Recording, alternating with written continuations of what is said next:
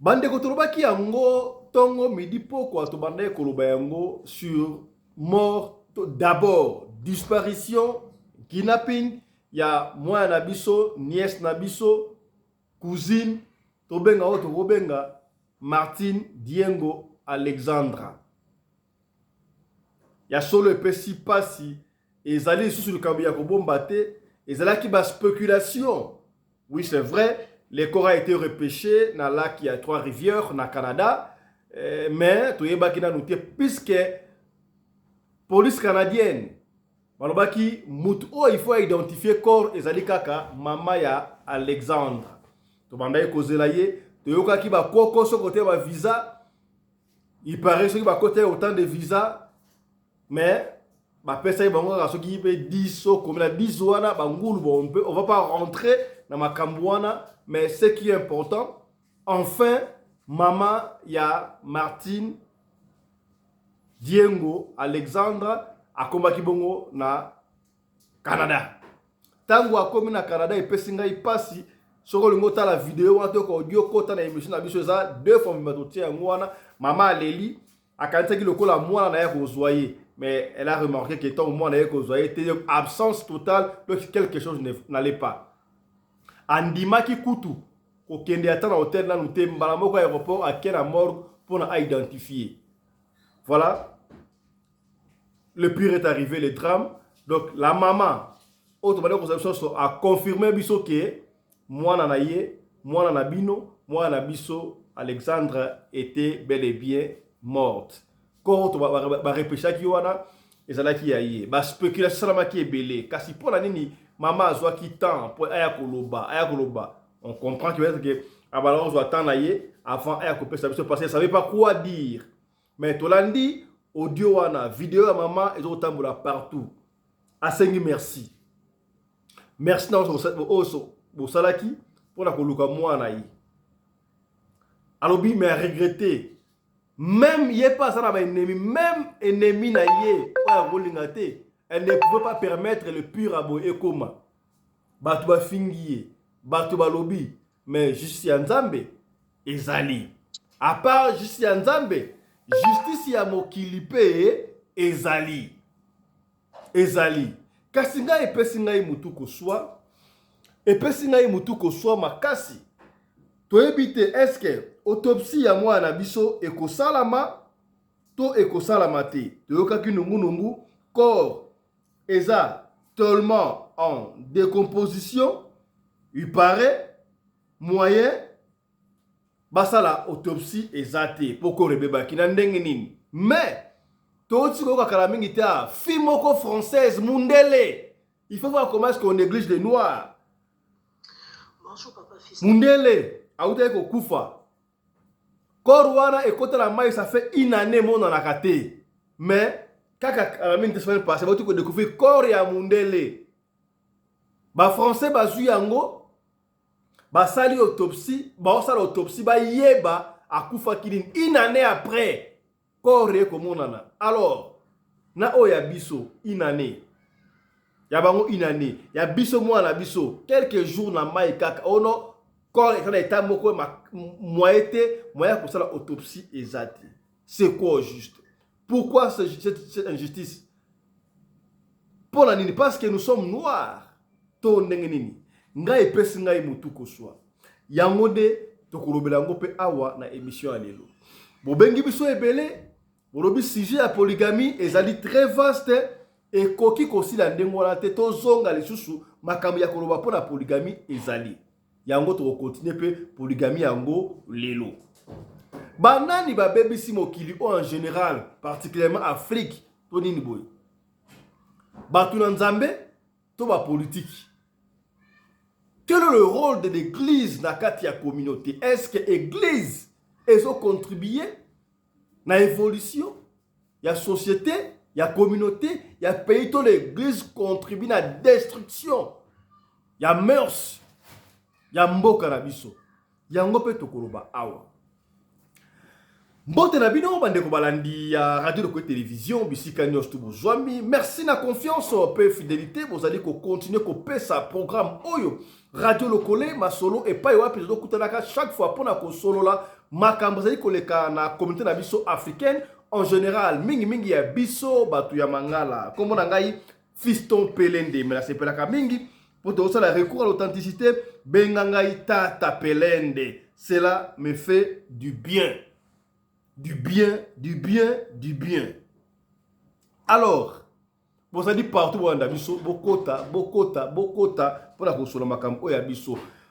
Comme d'habitude, je m'en vais vous présenter d'abord ma invité na biso na linga ki boyeba kabango. Boyeba ka ba invité. Soko ki mungongo bi wala mungongo tata papa intel. Mungongo ya de kontel boyoka kala mungongo na parce que avec eux chaque jour to bala console makambo oyo ezali ya communauté na biso sans tabou. N'importe quel sujet, Tokobanda, Kosole Yango Awa. Na pesi mbote pa ya papa Alexis na Bundese. Papa Alexis mbote na yo.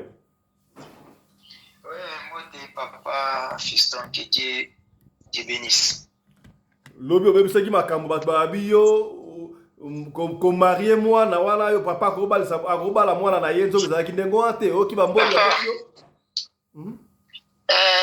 Bon, nayoki yango esenga mpenza toute une mission encore.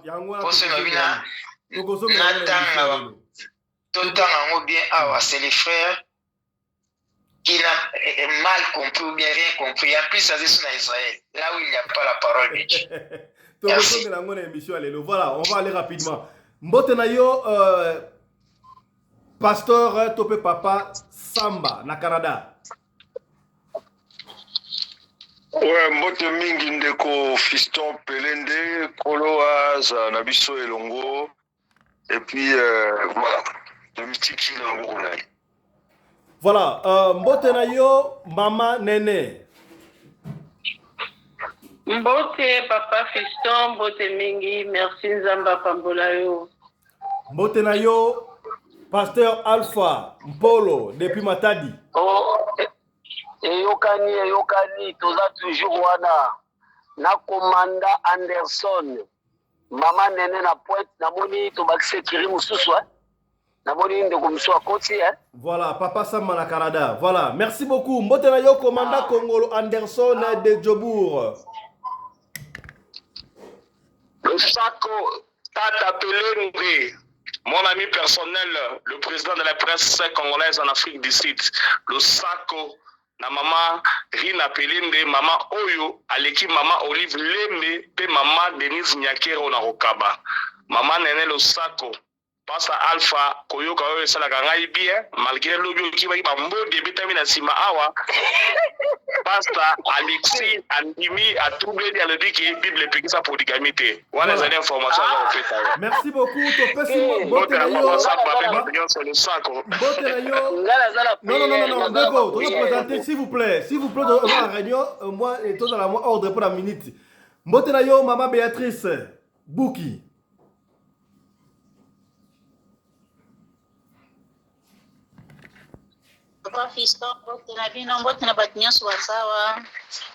Voilà, je crois au moins une équipe parce que choc des idées jaillit la lumière. Voilà, donc on dans la sujet à liboso, bah de consommer quoi côté la nation si matata dossier on a la quantité à kokota. On va qui trouver la makamu oyo, il y a Diengo, Martine Alexandre, moi na biso oyo.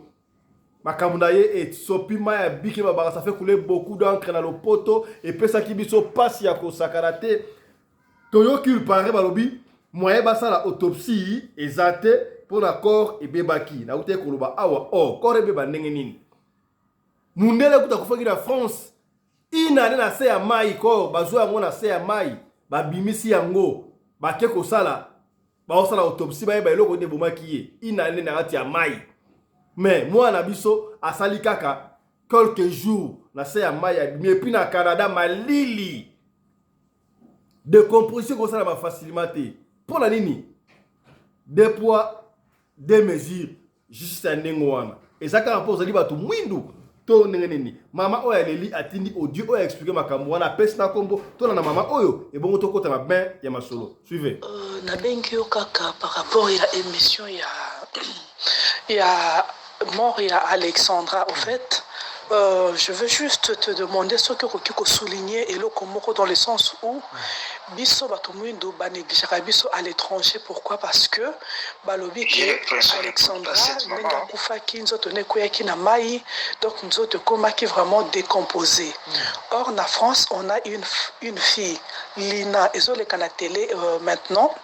Mon famille colonia sur la BFM TV et cette fille elle était morte, enfin elle était portée disparue depuis l'année dernière, je crois septembre et l'année dernière, et là c'est à peine une année qu'on vient retrouver son corps, en plus na Katia Mai, mais là bazui corps yalina baza ko expertiser yango bazo ça la autopsie bazo ça la nuit surtout baye ba cause ya mort ya Lina parce que Lina sa française mais moi na biso a Koufi même pas une semaine on dit que nzoto na ye est comme une décomposition avancée c'est qu'on a mutu o akufa ki une année avant na mutu o akufi une semaine. Voilà bozo kate ça va, on va amener l'autre là, voilà to sunabino pour la boyoka mais on a très bien amené notre téléphone là. De maman, voilà, to sungabino pour na boyo katurusa la boye, voilà, voilà, je crois cette fois-ci, Bokoyoka, une déclaration que j'explique comment est-ce que Lina, une Française, Yas, allô, une Française, à Koufaki, na Maï, mais son corps a été repêché. Bon, suivez. Bonjour papa fiston. C'est bon? Par rapport à l'émission, il y a. C'est bon, Figo? Il y a mort, il y a Alexandra, au fait. Est-ce que je veux juste te demander ce que vous soulignez et le comment dans le sens où biso batomuindo banégligerait biso à l'étranger. Pourquoi? Parce que balobi ke Alexandra nenga kufaki nzoto nekoyaki na mai, donc nzoto komaki vraiment décomposé. Or na France on a une fille Lina ezoleka na télé maintenant. Mon famille colonia sur la BFM TV et cette fille elle était morte, enfin elle était portée disparue depuis l'année dernière, je crois septembre et l'année dernière, et là c'est à peine une année qu'on vient retrouver son corps, en plus na Katia Mai, mais là bazui corps yalina baza ko expertiser yango bazo ça la autopsie bazo ça la nuit surtout baye ba cause ya mort ya Lina parce que Lina sa française aza mondele, mais moi na biso à Koufi, même pas une semaine, on dit que nous autres est comme une décomposition avancée. C'est qu'on a mutu à Koufaki une année avant, namutu à Koufi une semaine.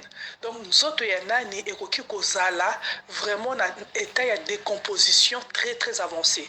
Donc ça bon meka na kosoulier aussi s'il te plaît papa fiston na ba émission totale à biso bato mutu comment on est négligé. Donc que ba le bakenzo to Alexandra et comment qui na décomposition pas aussi parce que malili oeza na mboka na bango kuna na Canada donc nous autres ekoki ko se décomposer ndenge wana te même si ekoki ko se décomposer donc ba koki ko sala quand même expertise to ndenge to zoloba ba sala mais mango na moi ça bien examen parce que Lina oh écoute comme peut-être squelette ya pamba comment ça se fait que une année après bazo kende quand même que ça la autopsie na nzoto oyo mutakufaki déjà une année passée bazo réussir kobimisa quand même ba élément sur sa mort. Merci beaucoup papa fiston, bonne journée, au revoir. Voilà, Toyokine maman azo se plaindre à comparer Liwa ya Alexandra na Liwa ya une certaine fille Lina na France oyo Lina pe adindaka na mai baluka monate une année après ba yeko mona nzoto na ye non de couleur mai était na se ya mai, c'est-à-dire que a se décomposer presque ba ju yango mais bazo réussir comme ça la autopsie mais pas moi na biso Alexandra balobi il paraît moi comme ça l'autopsie exacte parce que nzoto koma ki na décomposition moko très avancée. Est-ce que c'est vrai? Yango mama ko se plaindre. Oh namutu une année na kati ya mai namutu quelques jours nalinde o possibilité ya kosala autopsie zali parce que on dit pe mama abi akozala wana na Canada tina titi bakama mwana ye ekosala mato ebi yango tokaki ba soupçon ba rumeur patati patata que non et surtout ceux qui ba canadien ya mindele baza impliqué na meurtre oyo na kidnapping oyo est-ce que gouvernement canadien akolinga yango osala ke to na ba dossier ba ke ba noir ba batika na makambo avant et puis wana ya liboso ya mibale to lukaki mama abimi me ba critique e bandi ya marque na marque oh ndenge nini mama ango ye mwana ya kufi akangi suki ndenge nini mwana ya kufi ndene ati manzaka milai ndenge wana mwana ya kufi comme si mawezate finalement on ne comprend pas qu'est-ce qui ne va pas to pesi maloba to ça la tour de rôle oya moni kesana maloba te pour la Alexandre Azele biso na tisia ni balé o ça maloba olobi to pesi boso maloba et pas ya pasteur Alexis papa Alexis autre lobi oyo lecture na yo analyse na yo na ndenge mama monani na ndenge autopsie entre parenthèses au sala maté au monde ndenge. Oui, merci pour la parole mon frère, que Dieu te bénisse encore. Pour la autopsie à moi na bon ndenge maman lobi il y a des fois na bamboko autovandi ya mindele en tout cas et lo qu'on appelle maman lobi et jouer à paix et contribuer à paix rôle et jouer à rôle. Bon, ils avaient na raison mususu que au moins biso tanto yawa toza étranger linga osala po o contribuer na assurance maladie tant o contribuer na assurance wana tant ko bela ou bien tant ko kufa ba ko kundo avec on est na place moko bien ou bien tant oza maladie ezo senga ba pare musezo coûter cher ce que osala kate l'état ozo na charge te assurance na onde oyo sala pendant tant des années au foot assurance maladie ya onde ezo na charge ozo comprendre na kana pe go tomber na habite eza bongo ego tomber ke na kanke batali assurance na epo ba mema na autopsie tant se coûter cher ya ngwana baza ko couvrir yango na marque ndenge mususu ou bien raciste ezo jouer ou bien batali azaki na assurance maladie te oyo ko pesa autopsie mais mama pe to kaki ba pesa mbongo ce pe mbongo eza lié pas foot en privé ba sala mwana autopsie mais raison ba pesi pas pour la ki eza penza côté ma penza te wana to leki en vraiment to ndimaka ke to subir moi mauvais traitement mo ya loposo bon ya mi balé parmi ba raison o na lingaki penza mama lekate yango Congola soulevé maman quand même aleki to pese quand même longo nya courage to encourager mais Congola sali tout aluka sous critique kaka na apparition ya maman sur les médias Manzaka Suki ainsi conso mais ça ce n'est pas bon so gabi marape atika nzoto mwa polele ndenge bakoko na biso babanelela mwasi mususu akufeli mwana to mobali ifafana na sena lingwanda to lo polele bakangeka mwa lizita moko elinge pe mara mystique yeta aobi masalite congolais donc to balinga bazoka raison na ndenge nyoso tu mama lingabi soka bimata na kovo moi sakata suki te soka bimata na nini donc mama accepté ka critique wana a supporter mais ngana monyango c'est vraiment pas vraiment aux raisons qui va mais non pour vous l'essentiel tous en a besoin maman Dima ayoki lola kanabiso abimi c'est une femme encouragée abimi apesiso merci oui to yambi merci wana un point très monsieur c'est ça privé tout le kota te ba manzaka tia banina tia étalier privé na ye nenga linga apparaître hein eza cœur les autres témoins eza manzaka te. C'est ça, oh, on a pour bon papa fiston. Merci beaucoup papa Alexis. Mama Bouki, réaction na yo na blon baltolobi wana.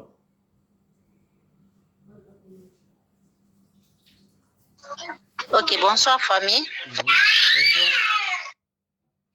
Ok, en tout cas, bon, excusez ma place na zama kelele bana na lobaka moke parce que bana ba déranger ma kelele. Sujet ya mwana na biso Alexandre eza vraiment eloko moko mama na loba ipe quelque chose wana lobi eza lokola aza ya kokufa tozo kunda ye lisusu donc na sens que ba maloba mabe ya biso batu ce n'est pas le moment ya ko exposer ba critique ce n'est pas le moment ya ko sala ba remarque ndenge wana ça m'engage kinga pour le moment azana mutu moko to fortifier ye to encourager ba remarque wana peut-être okosala ngo après mwana nano akundami te mama azana no na se d'abord ndenge bolobi ke no bato bazo critiquer suki nini ake mboka moko mboka mopaya et puis place na kieza Canada quand même eza pe pona lokumu na biso pe bato mwindu biso pe ba congolais quand même voilà ça quand même propre koto na ngana mona nge convenient ta moko te en tout cas na monité mambo eza mpe belé ya koloba ya kopesa pe conseil pona bana ya kopesa pe conseil pona biso ba maman mais ce n'est pas le moment peut-être ce papa fiston a accordé biso encore nem tozana na matanga mwana kundama so itokomi kimia peut-être tokozonga na émission ele ngana koloba pour le moment yango wana merci beaucoup ezali problème moko ezali wana il paraît autopsie moye basala ngo ezali te pona corps eza na état moko de décomposition avancée. Est-ce que c'est vrai? Il y a autre chose qui audio alors est-ce que maman a vu une certaine ligne en France où ça là une année na mai mais bah ça l'autopsie pour la nini on a sûr que ba négliger pour na travail ba tout mundo nandimite tozela nanu tokomi nanu na suka te papa fiston peut-être kosalema te tozela nanu parce que loi etikali loi soki ke il fallait basala c'est que bakosala ngo kaka tozala nanu pressé te tozela bolobi ke mama lobi akozala wana ko bouger te ti makambo nyonso koma suka tozela nanu basala te pourquoi parce que c'est normal il faut bayeba cause ya liwa ya mwana wana il faut beba pourquoi parce que na autopsie wana même liboko ya moto esimbaki mwana bakoyeba doto zela nam côté wana na moni vraiment te to pesa déjà ba dernier nani na biso te to tiana no pointe na sens na papa fiston. Voilà, merci beaucoup maman Bouki l'intervention na yo to pesa ba ba ya pasteur Polo Alpha.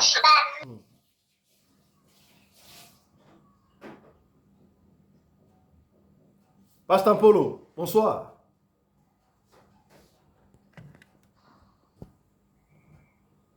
Voilà, je crois Pasteur Polo est sorti. To pesi maloba et pas ya maman Nene.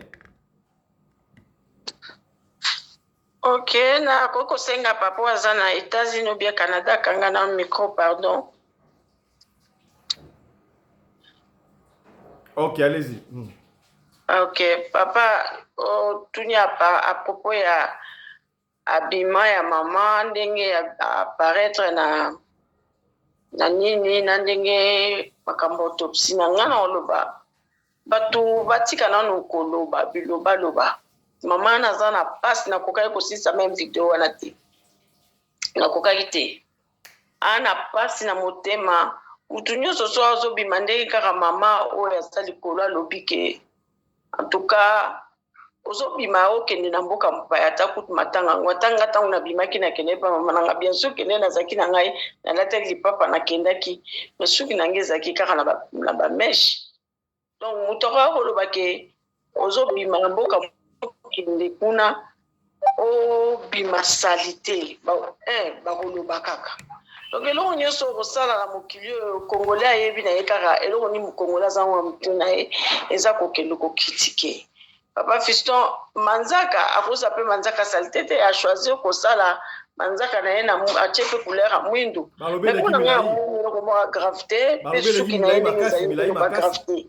Bon concernant autopsie soki balobi ke bakosala autopsie te en tout cas ekozala na koloba injustice mais soki bakosala autopsie totala nano na suka ta mosusu ambassade na biso ekodeside vraiment basala autopsie na ndenge bakonzi bakosenga mpo ata ndenge mama aza wana akoki kozwa mpe baide te mosusu ezosenga vraiment bakonseye baza pembeni na ye bakonseye ya malamu oyo bakokonseye mpo ndenge aza wana azali traumatisé papa fiston azali mama aboti mwana na bazotala ke atikali vide kati na ye ozomona atikali vide kati na ye eza facile te mutu azwa areconstruire baide nyonso ye moko avanda nango mpo banda opesa baordre oyo ekoka te akozala vraiment akozala kobosana makambo ebele. Alors gouvernement ngana osenga gouvernement asenga ke basala autopsie soki bakofuta mbongo bafuti mbongo eza problème ya kozala ba-aide médicale te eza problème ke mutu akufi so mutu akufi aza na aide médicale te basaka autopsie so bafamine esengi bafutaka mbongo ou bien ce qui est que le gouvernement n'est involve na kati ya makambo il faut yele acha rigueur que basa l'autopsie apolo bateke muto yo akufa ki akomi décomposé depuis ce qui muto takutoza mutu bakundi na sa mabele sali mikolo bele ba bisa miko basa l'autopsie ndeka question ya moi so auto bimake ya français wana. Alors pourquoi pas biso papa Fisto ya ngwana na solo na zaina wa koloba.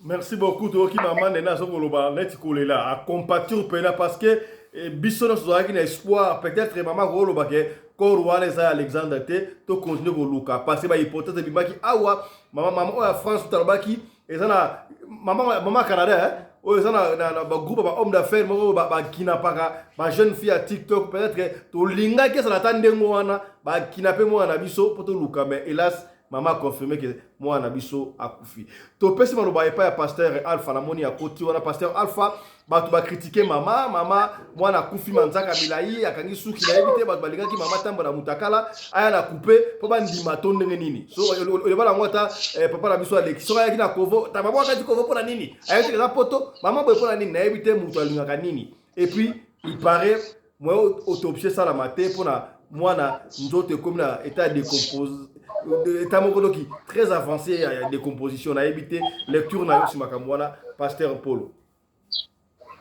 zama pambola pasteur Alexis commandant Delson maman Nene maman nanga nyoso ainsi que yomoko Moïse wasimbilingenda papa Fisto Pelende omoni mokilia na évité mato ba condamné maman na so na ba matanga na bango bakenda ba salité na évité balobi ava olongola na kotinalisha muninga bandana komi longola oya yo tomoni na Bible David qui était roi balobi mwana bela mais mukolo mwana kufa akata suki asenga bilamba kitoko alata alia oyo komama kutu na kati ya Bible balobi David tangu mwana bela alati saki kwa yake nzamba kokozongisela ye mwana mais mukolo mwana kufi David qui était roi alata bilamba kitoko ya fete.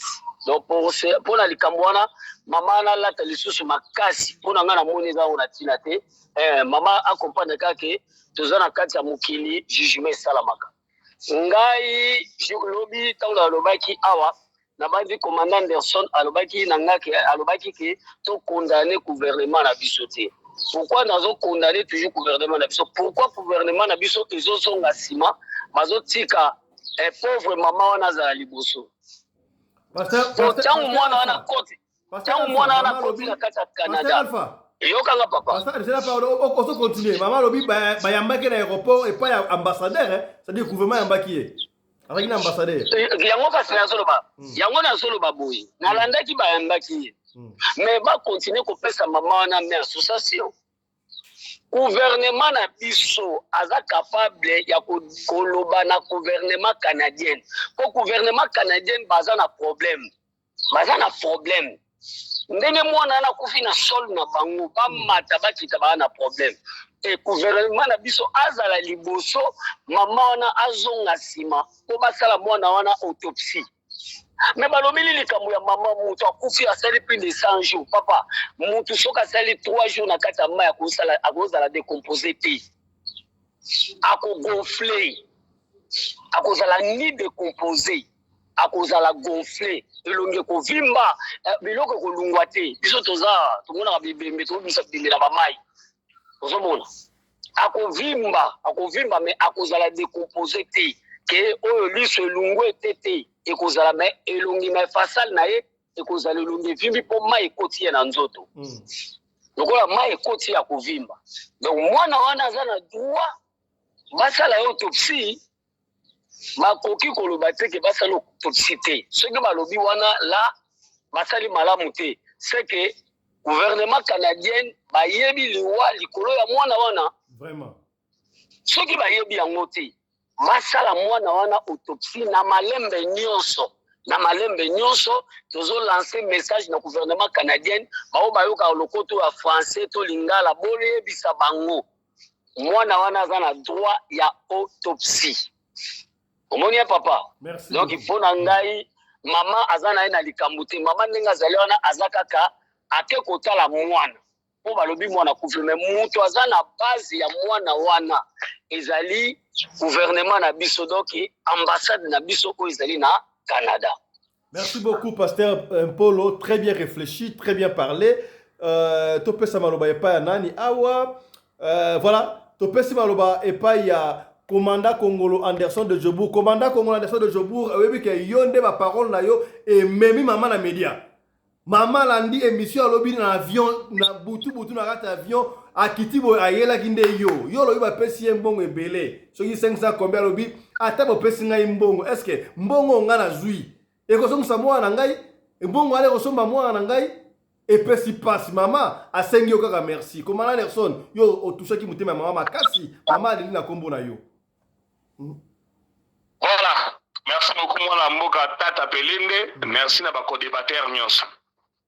Maman, il fallait azonga na média après sa biso compte rendu. Pour yé muto ayaki na makambo yo, il fallait kende na ngona biso boye ti na suka. Vitesse internet ndenge komana esenga sote balobi no likambo lobi te na vandi na nga kimia nzambe kaka mutalo bate eza so ndenge wana te yo kuto yebi ngane na boya so muto ya beti mbodi na ko beta sumbodi ya makasi na beti lisusu na kotala na sala GT. Alors maman ndenge ile biso lisolo Alexandra to compatir na ye il fallait tenir biso informé na évolution ya makambo ndenge ezali okende. Aleli na kombo na yo obio bapesa ki mbongo c'est mbongo somba mwana ye.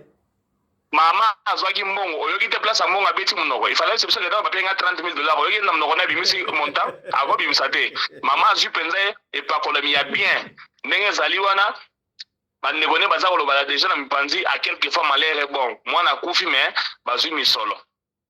Ça c'est une réalité qu'on ne peut pas échapper. Toyela makambo ya autopsie omoni na minute oyo on dirait comme senga to luka corps médical moko a participé na volume ezoya. Parce que na makambo to comme na des problèmes des mots oyo biso ba novice toza o maîtriser te autopsie na ADN. Parce que ADN ezalaka non il faut pas découvrir nani mutu oyo akufi oyo soit na mikuwa soit na suki soit na manzaka. Parce que ezali impossible et même oyo ekoya banane passé bunga banane passé ba retrouver ngo après ba le voir ça dans ADN. Mais ndenge médecine évolue ndenge pe frère mo tsolo ba awa peut-être ezali na ba médecin mususu na protocole oyo basala expérience ya évolution ya technologie na médecine na bango na biloko ya boye oyo corps mo ebunga bandakala sorry. Après, bah retrouvant bah on faut pas qu'il y ait tina suka. Alors, bah test un wana, ils auraient peut-être bah mon ébélé parce que pour faire intervenir bah laboratoire dans laboratoire. Est-ce que maman ya Alexandra Okokayango un grand point d'interrogation. Misolo bah pesi famille se font lui souvent vondo. Aïe aux hommes tiens sur na autopsie les aliments passent. Donc, pour éviter l'ina on va retrouver na poto.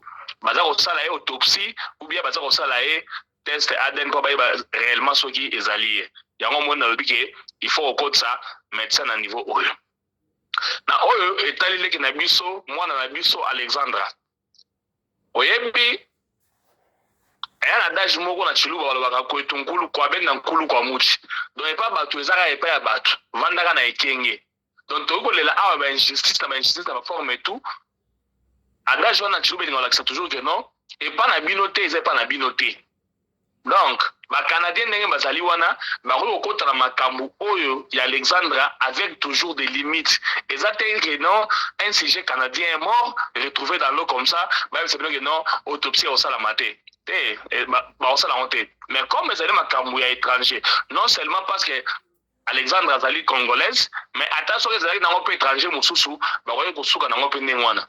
So il y a peut-être un américain une américaine au moins pays na bango intervenir 5 ans wana ba ke ne ba sa l'autopsie na ndenge na bango bi ba chinois bi ba japonais parce que médecine est évoluée et pas na bango pe mais biso ba ko ko wana ba pesi biso na mama ye moi peut-être que toi ata o reconnaître que ça Alexandra elle to ko ka yango te na avant la chute na lo baka boy tous à la patient to tira au condamner maman wana parce que maman wana songa peut être ba condamné na condamné le premier jour quand le ministre ya mara ba Congo et à la place moko boy na ba vidéo totala na mona place moi sekaki et tikaki ngai maman mwana kufi seki mais par rapport à comprendre que azaka mutu pas mutu pas sérieux mais il y a toujours un temps où il y a un temps où il remettre les solo atazaka le ndenge nini mais herbo bopé azonga mutu to uti komona awa vidéo mo esali base awa sur les réseaux sociaux na matanga moko boye ba fille mo balati ba roba pembe baza ko bina nzembo ya fali na okondana ko la ba roba pembe te ba copie na ba système ba indien on dirait désormais balata subit noir na matanga te ba mo lata pembe ngape na lobaki on émission mo to salaki awa balati roba pembe da beti nzembo ya fali si autant on azotala yango ndenge kaka toyokola na radio lokolo TV ko analyser image ngai bon ba petit to balati ba pembe ba koza ba chel ba masa wa akufi mais oye comme ça ngaza que non mutu moko avandaki na se alati uniforme ya famille atelemi ngai bon c'est ça yo pekisa bango na mona yepa koti na kadansa bandi ko bina pe rumba wana liboso ebemenga bia monde évolué donc soki kutu na matanga ebemeza na se babeti nzembo afali baza komisi mata na mitema bongo siko boni mama oyo aza ko voyager na kata avion donc to tenir rigueur te na manzaka na ba plante na bilo nyonso asaliana to tenir rigueur te tozonga kaka nde est-ce que moyen gouvernement na biso akoki kosolola na gouvernement canadien parce que na minute yokomi oza makambo ya imposition te oteacha pression te ya makambo ya lisolo est-ce que soki médecin oyo place corps ezali bamoni ke niveau na bango basuki bakosala autopsie te moyen batransférer corps na morgue mosusu ezali te et c'est pas ba expert plus que bango ezabazali peut-être na ndenge wana bakoévoluer malamu. Merci beaucoup mwana mboka Tata Pelende. Voilà, merci beaucoup commandant Anderson Congolais de Djobou, mon ami personnel, la voix digitale, porte-parole de la communauté congolaise en Afrique australe. Donc nena lobaki to zelananu mama lobia ozala wana ti makambe ko sila jisi ya nzambe ezali mais jisi ya mukili ezali on ne sait pas qu'est-ce qui est caché derrière là mama akomi ka okoma je crois mama azali pa azolanda biso asi akomi alobi akokende sikabwe na ndaku ya Alexander peut-être Alex atikaki lettre kuna ngala se suicide na mibomi on ne sait pas to se ba fungola chambre mama okota akoloba makambu akokende pe sika mwana zindaki soi-disant akoloba makambu donc il y aura à boire et à manger na histoire oyo ya Alexander et silité tokozonga yango lisusu voilà.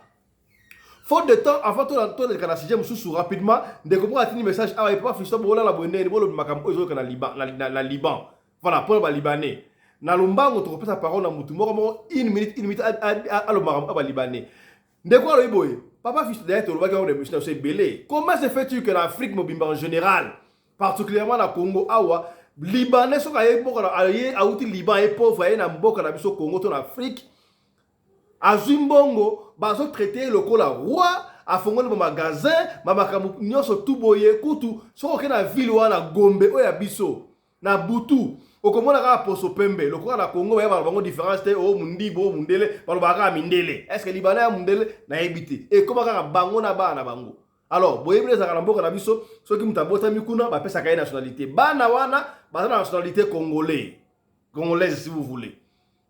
Et ça, les Libanais, comme la Congo, la Congo, la biso. Est-ce que vous ne craignez pas plus tard va conquérir Bisope et comme le Rwandais va voir Minembo ya bango et comme le Gombe wana eza ya biso. Est-ce que le gouvernement voit ça? Voilà un. Alors, Bisope c'est en Afrique a tu bango très bien. Voyez comment est-ce que nos sœurs, nos frères bazo kufa na Liban. D'ailleurs, attends ma guerre souffrance. Esclavagisme où tu as bien lukela yango combo.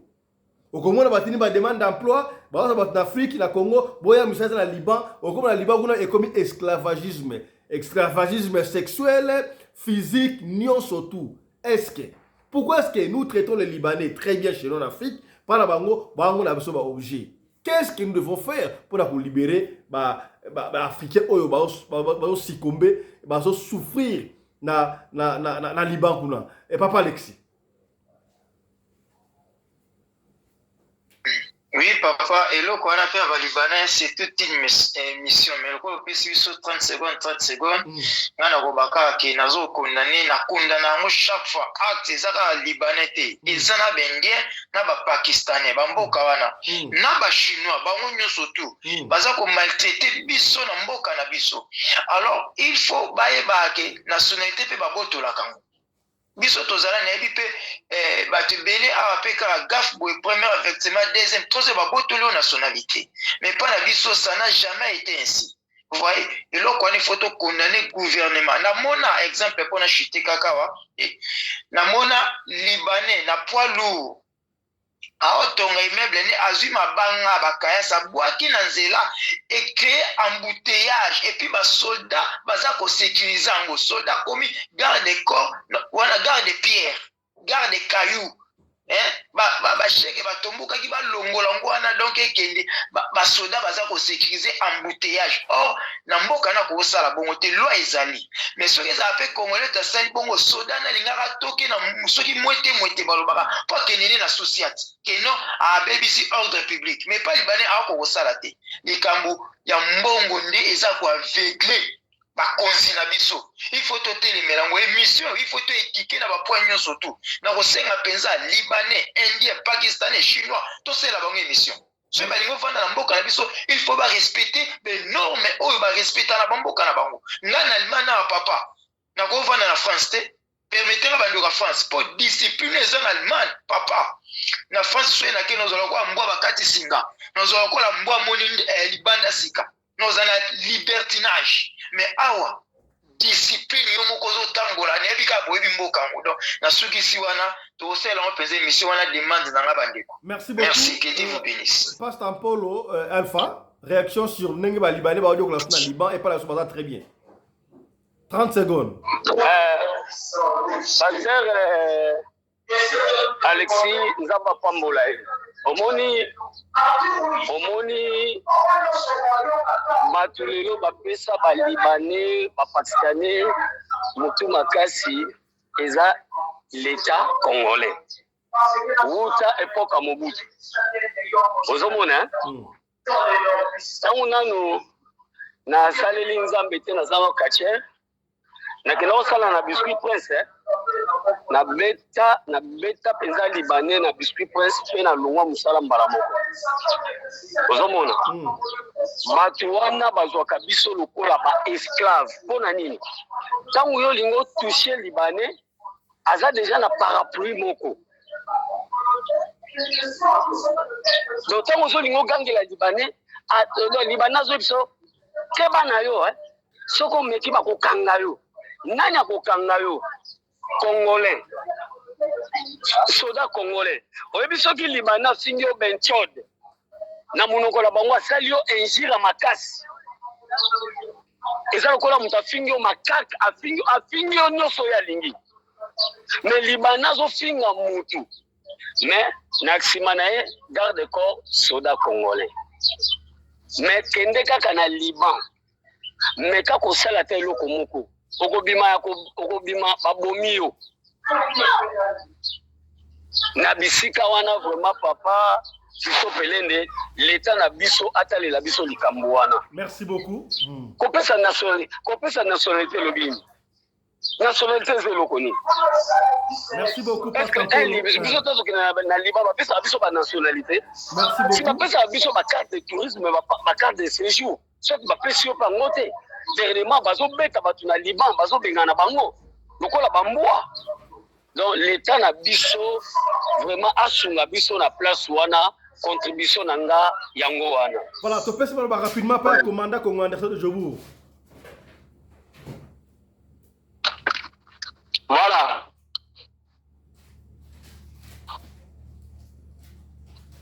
Sorry, Néné éternué. Voilà, sorry vraiment. Mandeko Boroli Misangai. Place au bino mozo condamné au gouvernement. Ngana condamné na bandeko na biso wa congolais. Na banda un exemple mo facile. J'ai une amie en France. Achina sorry naza grippé bo frère donc sangamboli misibenda. Vous avez une minute. Alors une minute. Bati ko wazo le la obana ne 4 ba kufi. Matabaza ko compatir. Na biso nga me bino zo compatir. Biso na estawa baboma ba te bele malamoko. Na na bona libane moko te aza ko compatir na biso. Pona nini bino ya bango ne boza ko compatir. Gouvernement na biso certes baza faible na makambo wana mais nga na kondana na liboso ba congolais. Na sina leka na émission na radio lokolo TV awa. Indien moko na chantier na ye beti noir marteau ba bengi police ayo protéger ki na ye. Mais comment il a niveau na ndenge nini? Omoni muto azaye moko abeti ndeko na bino marteau akufi. Wabonza bonza na marteau. Boko ba ya bakuta comme plat. Libane muso sana na Congolais zake. Maintenant muto abeti ndeko na bino marteau akufi. Bino bengi police va protéger ba kire. Police tanga roya a rejoindre livré par la bino protéger. Bino ba Congolais bozana pelé, bokoti signé zake, bonakisi bena face à Gagao. Bo patoli beta marteau, bo beti bo bonziye. Tikicha cha. Merci beaucoup commandant. Merci beaucoup. Respecter bino. Merci beaucoup. Maintenant bino botana likamokoi gouvernement. Ya on besoin sana na biso. Merci beaucoup commandant. Merci. Merci beaucoup. OK, merci.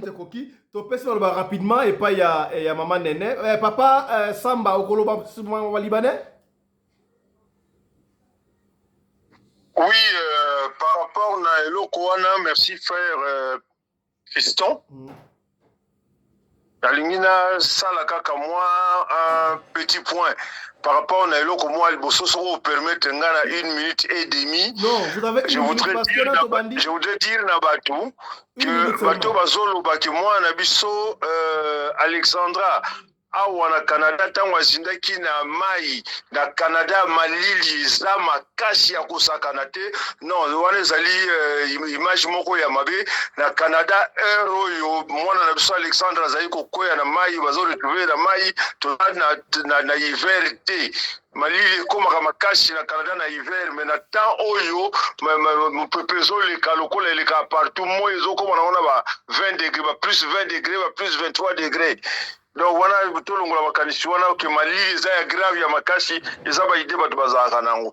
Alors pona ba libanais wana le problème ce qui ne konenga lo bitolo ba gouvernement te le problème ezali na makambo oyo ba komela so na buku na so na mboka na so ba bengi lokwa biloko lokwa ba constitution.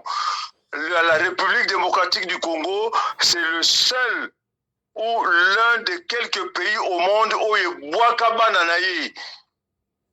Il y a beaucoup de Congolais au Batoza Libanda, Kolongwana, Brazzaville, Centrafrique, partout. Ba Congolais wana, oyo ba pesa kabiso mikanda na poto o ba benga nationalité. Ça n'existe pas dans le monde, la nationalité ne se donne pas et la nationalité de quelqu'un ne s'arrache pas.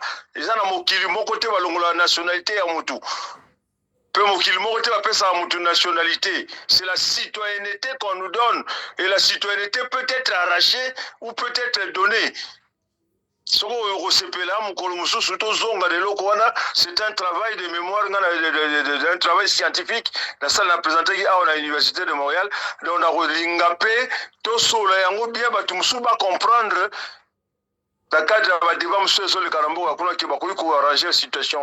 Donc Libanais soki azozo privilège ya kobeta Congolais na kati ya mboka na ye Congo ezali faute ya biso ba Congolais. Ndenge ndeko na nga utolo ba wana excusez-moi que les gens ne me condamnent pas, je suis ministre de Dieu, mais tango Libanais abeti Congolais na kati ya Congo, atosi na mboka te, atosi mabele te, atosi Congolais te, il faut ba Congolais o banzinga ona bazongisa. Voilà, merci beaucoup papa. Alors, Samba, le message est passé. Merci beaucoup papa Samba. Merci beaucoup pour vous, le message est passé. Tu peux suivre rapidement le bas et pas il y a maman Néné 30 secondes et puis tu peux sur Mabou qui on va passer. OK, papa ponangai ndenge ba libanais bazo duma quoi na kati ya mboka na biso. O nga loba tuka eza faute na biso. Eza faute na biso parce que mutu nyonso fo China sika na ana mboko même na Afrique du Sud. Toza pe air moko na bobangi ya kosala likamo. tokoka kosala likambo te ke po oyebi ke nazali congolaise na ye na mboka bato nazali po place na kozona ozosala likambo oyo babengaka na respect na luzitu soko ozorespecte mabele ya bato te yo oza nani alors bata ndenge afo bazwila bango bamesure ata gouvernement mpe fasula bango bamesure parce que so toyebi na biso bapeuple basoda na biso bazogarde bango ozomona ezosala ndenge nini bino bapeuple boko osilika basoda baye batie bino kala wana eza mboka nini. Merci beaucoup maman. Merci beaucoup maman Bouki. On remarque quelque chose. Voilà, je crois maman Bouki et le gars ça exacté. Alors Nalingaki, parce que lobby Makam Odosola qui savait faire couler beaucoup d'encre. Ndekomoko a tindi ba audio par rapport à autre lobby, surtout papa Alexis et si papa Alexis Abaki, c'est exactement ma polygamie n'est-ce pas ton la polygamie c'est quoi et pas papa Alexis Abaki Bible lobby ce qui moi c'est Alexis Ajakobala papa na ye akokobala ye. Oh, on découvre dans Israël à l'amour qui m'avait habillé jamais. Papa Alexis a compris la Bible m'avait. Par le but que papa akokobala ye tête hein. Donc papa akokolukela ye mobali. Ye mo akokolukate mais papa akokoluka bali 6 mois na ye pa mutu moko songolo. Ngai pesa kinga mutu ko soit ndeko na franga za biso abi moi ça na musala mais atindi audio la ye toyoka. Na ngito yoka na audio ndeko wana e bongo toyo pour makam oyo ya polygamie. Toyoka ndeko wana. Bonjour bandeko.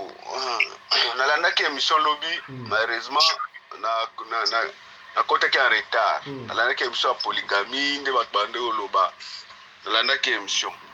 Mais premier na traité maman alobaki que non. Maman alobaki que non nani David maman moko alobaki que David abota na polygamie. David abota na polygamie. Joseph abota na polygamie. Donc maman a lobby que bref, sur la senti idée et question que basali ya nzambe muso abota na polygamie. Pour na maman amoni que polygamie ezala ngoma bete. Maman yoka lo banzambe na ko poser maman question maman. Tangu délige sili Moïse tangu baba kotaki na tangu Noé akotaki mibali na arche de Noé. Après tangu mbule sili bato so kufa na mokili. C'est quoi nani oyo. Bana Noé bakotaki na bato bieka bana Noé. Basi na mibali. Tangu babimi na arche de Noé, nzamba permetaki bango mena babalana.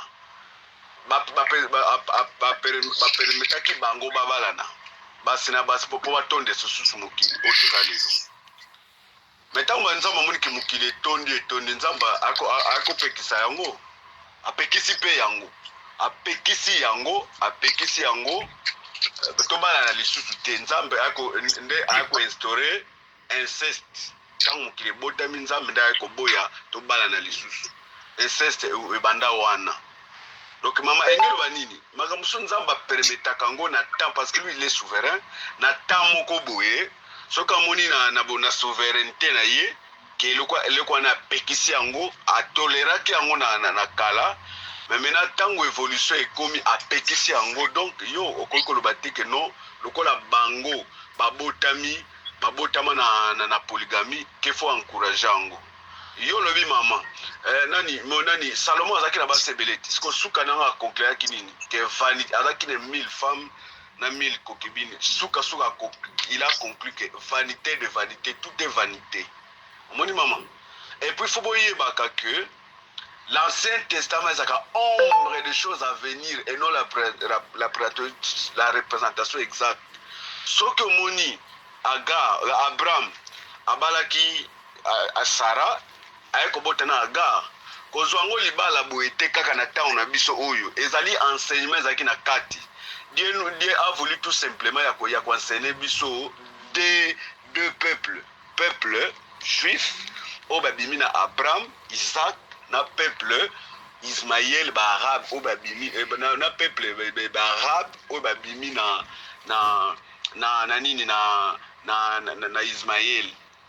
Ismaël Soko tali bien maman na koto oyo lobiana mais tangu ekomaki nzambe po sauver mwana na désert mwana ayokoki kokolela agar te ayokoki nde kolela mwana moke parce que mwana azalaki innocent omoni mama na l'équipe wana po mosusu papa mo alobaki ke non selo ye na écriture ke non apesaki écriture ke soki mwana adépasse âge ya nini il faut abala na ye papa akoko bala mwana na ye le père peut marier sa fille papa landa bien marier sa fille balobi te ezali te ke yo nde tata moto kobala mwana na yo non même na temps na biso yo papa soki obali mwana soki mwana no akoli c'est papa qui donne sa fille, c'est le papa qui marie sa fille. Ça veut dire le papa donne sa fille en mariage avec un autre homme. François n'a pas pu me comprendre en côté. Ce qui n'a pas pu moi c'est à Koli bon en tout cas je marié ma fille. Et ngi ko baté ke ngande mutu na zuiye azala moi non. C'est le papa qui marie sa fille, c'est-à-dire c'est le papa qui donne sa fille à un autre homme. Action wana ya kondima d'autre que papa moi na yo akende pa ya mobali muspa abala mobali mususu ne ba benga papa a marié sa fille. Ça ne veut pas dire que yo ne papa so moni mona koli yo no tobala et non. Ça veut dire quoi? Ça veut dire que ce qui yo papa moni que mwana na yo akomi mukolo azo so mobali te yo zali pe capable ya kolukela ye mobali eza péché te bible bon que yo papa voilà. Moni que moi je crois c'est ça l'essentiel dans ngaki boyo kayango réaction bandeko et pour to continuer voilà to koti na sujet na biso ya polygamie finalement na lingi awa muto za libre ya tous les coups sont permis sauf injure parce que tango doalo ba polygamie eza mabe to za malamu soki oza chrétien ngala za musulman o za bouddha o za bouddha en Congo oh soki ba bino ba chrétien bo pekisa polygamie est-ce que ba musulman pekisa polygamie est-ce que bouddha en Congo pekisa polygamie bon soki bino bo lobi ba chrétien polygamie o kota lola te oh na est-ce que biso ba musulman o kota lola te na ebité sikoyo awa to za ba chrétien bazali ba musulman bazali awa ba tu ya Congo bazali awa ba mbodi ebetama awa bomoni yango ndenge nini soki obani ma polygamie et puis bato ba toucher maman alobaki makambo wana na papa le makambo ata bokozwa parole bino bo enchaîner makambo o ba pesi no mbodi na bino wana to bana na pasteur alpha mosali na nzambe baro bomboka yo est-ce que bino ba chrétien ba pasteur bolobi polygamie ezali mabe oh siko ba musulman eza mabe pa na bango bato basala ka bokoko bango eza mabe pa na bango te olobi nini. Bon, on a fait si bana notre père nyonso mbote. Na badi likambo to lobelango le troisième jour. Le troisième jour. Na lobaki kaka. Ngana vanda kaka na Genèse chapitre 2. Bible dit il n'est pas bon que l'homme soit seul. Donc ezamala muté mobali azala ye moko. Ba l'homme quittera son père et sa mère et s'attachera à sa femme. Mangomi bale ba komi nzoto moko. C'est que balobeli ba kambuka ya batu mi bale. Donc moi sina mobali kaka mangomi bale. Ne ba komi mutu moko. Alors ceux qui tokei na ba doctrine mususu. Ngana ko kota jamais na doctrine na likambo bango moko ba munya mo mabete ngana monela bango mabe. Mais moi je parle étant que chrétien. Na chrétien état que nga chrétien kozana na basi mibale eza bien te donc faut ça mutu asengeli kozana mwasi moko et ozali idénanga ponanga pasteur alpha yo zali chrétien christianisme wana mutu amemela bino yango mundele yo zali mutu mwindu po ayenyo kolanda te religion ya biso batu mwindu esika api polygamie eza autorisé yo omikomisi mondele alingi yo te moniko ozala mondele po nana lakisa yo christianisme wana mondele te papa Pelende papa Fisson moi je suis un grand sataniste oyebaka deuxième femme asibiraka ba action ebele na monde satanique ma deuxième femme pour première femme akozala introniser na mobali na ye mais bako obligé obala mwasi ya mibale po basi mwasi wana azala lokola swati bana ne bazala bilanga po ko produire yo na kati ya secte ozosala si wana na lobaka ngai nazalaki na droit ko coucher même na 4 ou 5 6 femmes ozomona nga nazala kolekisa ntango nazalaki nazala kolekisa nazalaka na mwasi moko nazalaka na ye quand même na bala ete mais basi oyo nazala kozwa libanda moto azalaki na droit ya kokota na kati ya temple na ngai ezalaki mwasi oyo tozalaka na ye ya liboso meme baskelete na nga bayebaki ye meme basirene na nga bayebaki ye meme bikeko na nga bayebaki ye alors basi nyonso nazala kozwa libanda lokola ba deuxième bureau bazalaki basi oyo si nalingi nalia nakolia semence oyo eza na kati ya libumu na ye soki nalingi na détruit nakodétruire semence oyo eza na kati ya libumu na ye po ye aza intronisé te na kati ya mécanisme na ngai omoni beaucoup plus ba deuxième femme na monde des ténèbres basibiraka bamakambo ebele okozala premier bureau oza mpe na action makasi te omoni mpenake mobali deuxième monde est renversé premier bureau akomi deuxième bureau akomi premier bureau mpo nini deuxième bureau atanga koti andimi azala intronisé na kati ya monde mystique ozolanda mabe ya babiloko ba deuxième bureau voilà. Merci beaucoup, pasteur. Deuxième bureau, ça n'a pas de problème. Et belé à ma vie. Merci beaucoup, pasteur. Merci beaucoup. Tu as de la quittez pas. Mama Bouki, est-ce que polygamie et zalima bête ou zalima lam? Voyez, vous appelez chrétien. Avinayo. Ah, fiston.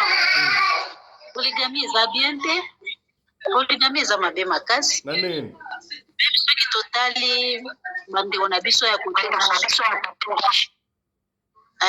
tout banga ba musulman par exemple ne bango e parle bango za autorisé mais eza mabe parce que bazaka na kimi atende deuxième femme mingi bakota kango peut-être pour na moi intérêt moko mais za pour na amour frete za pour na amour frete eza pour na intérêt moko bo mususu peut-être abia asina komi na ajo na zesu na sala ntika kana ndima ndaki na ngata ki deuxième bureau na fandi na ngaka wana peut-être pour na mbongo pour na peut-être ba avantage mo mais bible ezo pekisango na uti ko yoka ndenge papa pasteur uti ko expliquer wana ba makambo mabe mingi sala ka pona ba esali makana sika ba deuxième femme wana ba sacrifice ka bango ba sacrifice ka ba mabumu na bango bana na bango makambo ebele papa Kristo deuxième via qui deuxième bureau na ezabiete bibliquement ezabiete Mama Bouki. Donc Bible dit l'homme quittera, la femme quittera. Bible dit les hommes quittera ou bien les femmes quittera. Donc ezabiete papa Kristo. Mama Bouki, ce qu'on a libala. On a libala et que yo ozobota te. Mobala lingazo a deuxième femme pour na abota. Sinon te libala okufa. Okopesa eleki na yo abota na ye to otaki to libanda. Papa Fisto ngai soki ngaka ka libala ngwe kufa nango papa Fisto pona kozo pesa leki nanga ndenge na ko pesa leki nanga après lobby jalousie koti na ina leki nanga problème comme na famille na ko préférer soki a lobby bongo OK na tiki nanga na pandi comme ça ke ndaluka place obota ke na pesa ndeko nanga ezala te eloko na ba partager ngo te papa Fisto to ko loba te pona sentiment parce que batu bazolanda biso ba yoka biso loba répondre non eza mabe papa Fisto ko pesa ta camarade na yo moko te na ko pesa te jamais. Voilà, merci beaucoup, le message est passé. Tata Ndosimao, Yozali et Moutiaboudi de Congo, Bino Vena, vous savez, la culture africaine. Yo, on soutenir polygamie, to au côté de Molongo à chrétien. Matondo mingi, bozoka. Tozoka yo. Matondo mingi na bino surtout. Ndenge profesinga pe maloba nako me répéter moke kaka ndenge na o naloba déjà lobi et polygamie ezali way of life donc une façon de vivre ezali azana posa bota bana ye moko mto déterminer na posa na bana na bota bana moke ou bien na bota bana ebele. Il faut que il faut 4, il faut que 12, il faut que 12, il faut que bakobota yo moko moboti no peka mwana moko selon makanisi na yo selon volonté na yo. Alors likamba polygamie bato batiaka yango kaka mingi accent ezali bandeko na biso bachrétien bareligion nyonso etikali na baculture nyonso ya bato oyo etikali na mokili bayebi ke polygamie eza normal eza droit ya motu ya mobali aza na droit ya kobala basi na ye oyo yalingi kaka asimba bango nyonso malamu abatela bango mpe malamu kaka bandeko na biso bachrétien nde bafabrikaka verse na bango ya bango moko ke bible elobi polygamie eza mabe bakomi yango wapi bakomi yango na verse nini na chapitre nini eloko oyo nangi naloba sikoyo mpona kokangisaka makanisi nyonso tu oyo bato bazozwa mpona likambo ya polygamie na kati ya bible otala na opesa verse te mais bakretien bameka koluka yango bango moko parce que j'ai l'impression ke bakretien mpe batangaka na bango bible sur te bakendaka église bayoki ko passer atangaki na ndenge ne ala yebisi bango mpe bakangi yango mais bakretien mpe basala mpe barecherche et puis ntango osala barecherche kolingaka te en tant que chrétien osukaka na kati ya bible fo bimaka mpe fo ozala na culture générale il faut yebaka ke na Érythrée na mboka oyo babengi Érythrée lwa moko ezalaka kuna nayebi te soki balongoli yango obe eza kaka soki oza na mwasi kaka moko bakokanga yo okende prison na Érythrée so ozaka na mwasi moko bakokanga yo parce que basi batelema d'ailleurs na ratio ya monde na ratio ya sexe ya ndeto nzambe asalela mobali na mwasi Google eza nango wana chrétien kokotela kati ya Google atala na basi na mibali na mokili banani bazalaka ebele eza basi balekaka na nombre.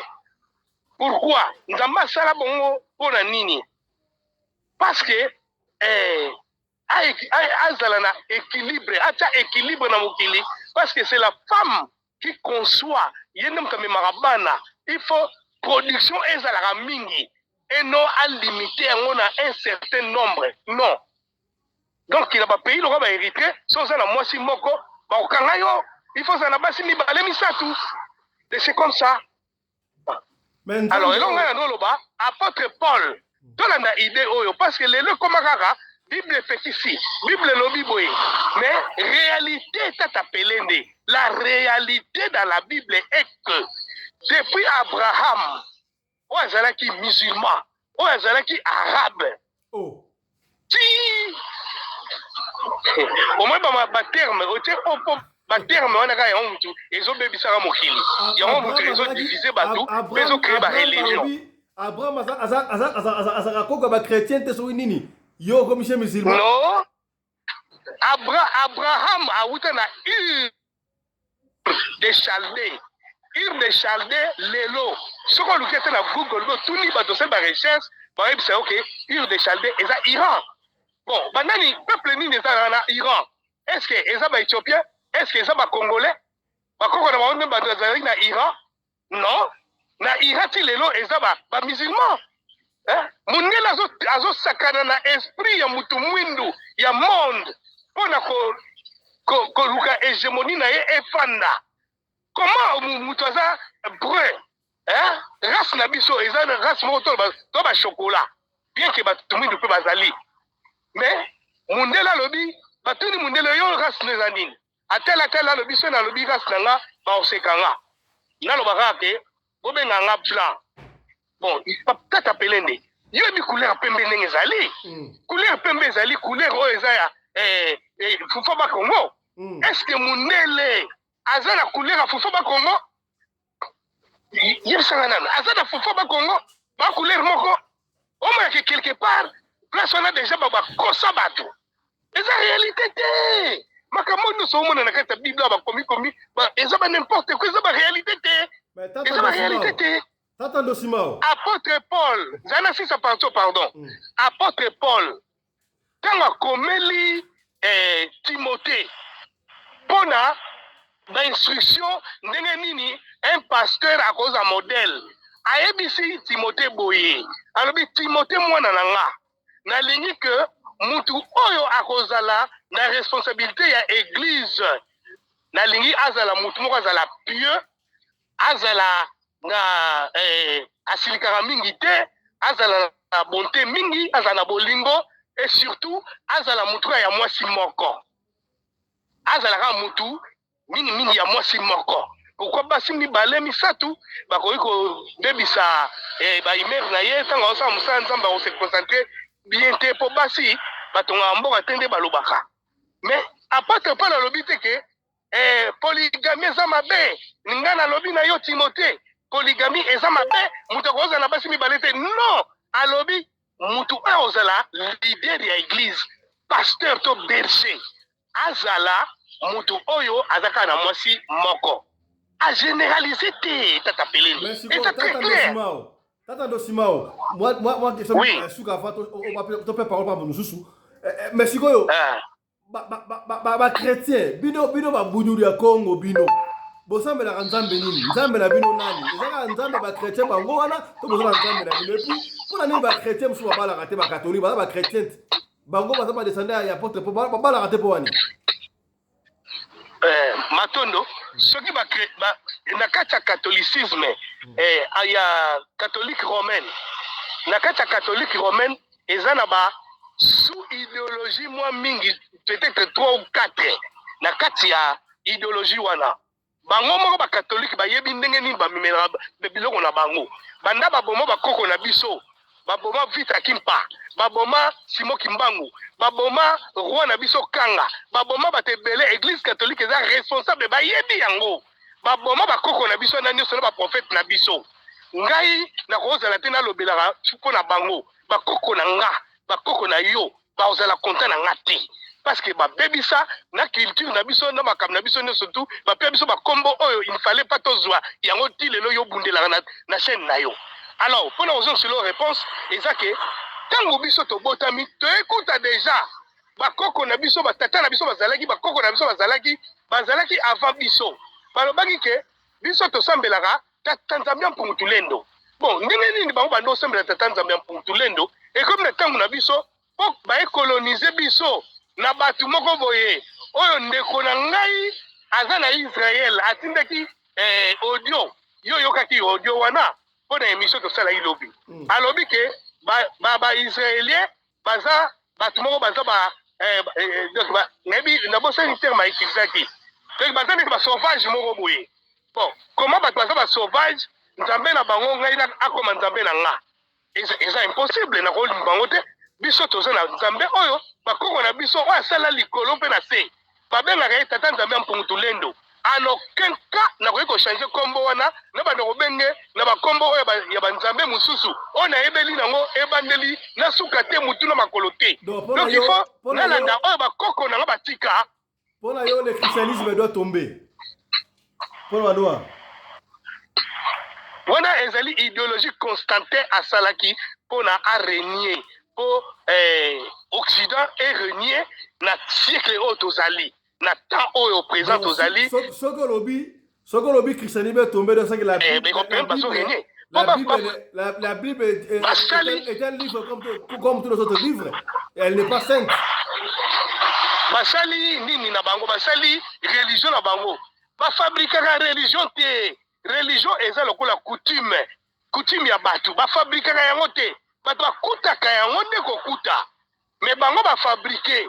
Tant ba fabriquer baye na Afrique, ba ndiko tambula ko conquérir ba terre ya batu. Na histoire na école primaire na CO, to tangaki ba croisade, to tangaki ba guerre sainte. To moni les deux religions oyo, Islam na christianisme. Ndenge ba bomaka batu, soki ba teyo comment chrétien, ba bomio. O yebisanga, bona nzambe ni wana. Eza ba chrétien, eza ba musulman.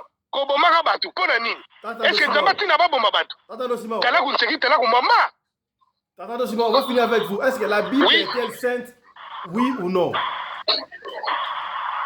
La question, pardon. La Bible est-elle sainte? Oui ou non? Ce qui prophète. La Bible est un livre saint, oui ou non? Bien livre de savoir. Bible est un livre mo sainté. Bible est un livre sainté. Oh. Livre wana ceux qui ont Bible, hein, tata pelende.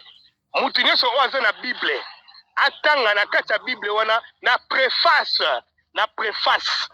tanga bato oyo basali Bible oyo bakomaki Bible oyo basalaki editing ya Bible, c'est-à-dire bazui ba livre oyo komama ramasser d'ici là par-ci par-là basangisi yango ale ba commission ngo Bible ya Gutenberg la première Bible oyo salama ekomama na Allemagne.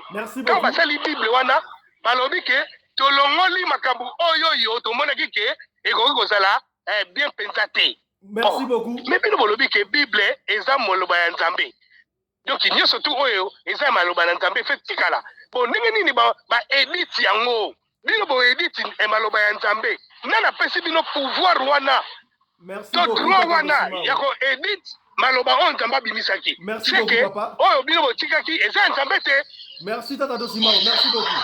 Merci beaucoup. Maman Nene balobeli na audio wana balobeli pe yo lobaki ba Joseph batu ya Biblia baza ba fruit ya polygamie ndeko ala contredire yo malobomboka yo. Yes, papa Fiston Pelende nangina loba boya bopesa kaka mukie onangina loba ona expliquer bato que même Bible wana ezali couper à double tranchant. Parce que la parole de Dieu est vivante et efficace. Hein? Et ça plus tranchante que toute épée à deux tranchants. Elle juge les sentiments et les pensées du cœur. Pourquoi? Il y a polygamie, il y a polygamie et ça les choix ya mou. C'est là maman Nene. Maman Nene c'est là. Papa Dosimao kanga micro plus, kanga micro Dosimao. Tata Dosimao kanga micro. Voilà, maman Nene allez-y. Oui, tant que le makambo polygamie, ezali choix ya mutu. Ezali mutu tanga moneli ke il faut kana zwa boye pona sala boye. Papa wana ke ina likambo Agar. Tamu Agar abotaki mwana na donc Agar asambela kite mwana tanga zaye kolela parce que Agar pe muta yebisi nzambe parce que babi celui qui ne parle pas aza morte. Donc Agar aleleli nzambe ya Abraham alobi ozotika mwana alela atufa boye. Mwana nzamba moni ndenge mwana zolela. Est-ce que mwana mutabela ki nzambe ya Abraham yakapananga? Bato bazo comprendre Bible na ndenge na bango papa fitonga nazo inspiration concernant Juda le quatrième fils ya nani ya Jacob. Le quatrième fils de Jacob azaki na bana na yemi balé parce que accomplissement ya promesse il fallait Salema et Salema kite pona nini parce que bana na nyoso bakufa ki babota kite parce que mwana mwasi moko kaka wana abimi yoka sikotozo bakana polygamie mais oyo siko komi makambo inceste abimi oya lobike basi babolisaki babomaki batunyo sonza bapekisaki yango mais pourquoi inceste wana ezongaki na tango ya Juda ngana tuna question wana spirituellement ngai moko nazaki na monde mususa tuli penanga bi est-ce que nzambe yebisa ngai pona nini Juda akende ko bimana mwana ya mwasi na ye mwasi ya mwana na ye ezaki na une fois que luka ayeba kite akeko luka prostituée tant que luka prostituée wana eyeko baluka ke fi wana lobi il faut accomplissement ya parole o elobama ki ye mwana ngo pa yeba kite abima po akoko kende boite akoko kende te aboti te ndai ko bota na papa bokilo na ye aboti bana na bale Perez soki na nyangwana maman Nene babota mika nenge Jacob na Esaïe babota maki donc ye papa wana azana Isaïe akoloba ke nzambe azazoba potanga zoloba ke na tiki après zongeli alobi a changer raté nzambe a changer raté maman Nene. Oui papa yo zali chrétienne to zali mutu ya Burudi ya Congo papa nandimelaka papa Kimbangu nandimelaka bakoko nanga nandimelaka nzambe ya sanga parce que na bandana na christianisme ozomona na ko boya te parce que papa si boki bango bango moko pe na kati ya kimbangise batanga Bible ozomona ndenge papa Ndosima a déchiffrer Bible wana ayebi eloko ezosala biso ba chrétienne naza chrétienne eloko ezosala biso ba chrétienne toyebaka koluka te toyebaka kosala ba recherche te nga na kenda na judaïsme messianique na tanga na kota tina suka parce que na ngai na yeba mais na koma tina muko mususu na vanda bandiko tuna passer na ba question à répondre abi comment se fait-il que OK abi na ngai na bisenga bi papa na ngai na yeba na ninga ki na yeba eloko nini vraiment o ezo manquer biso ba noir ozoka yo mama nene yo oza chrétienne oza